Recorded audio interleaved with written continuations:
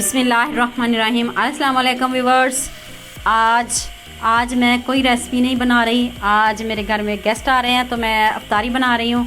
तो साथ सोचा क्यों ना अपने व्यूअर्स के साथ भी अपनी अफ्तारी शेयर कर लूँ। अगर आपको इस रोल्स की रेसिपी चाहिए तो इसके लिए मुझे हज़ारों लाइक्स चाहिए।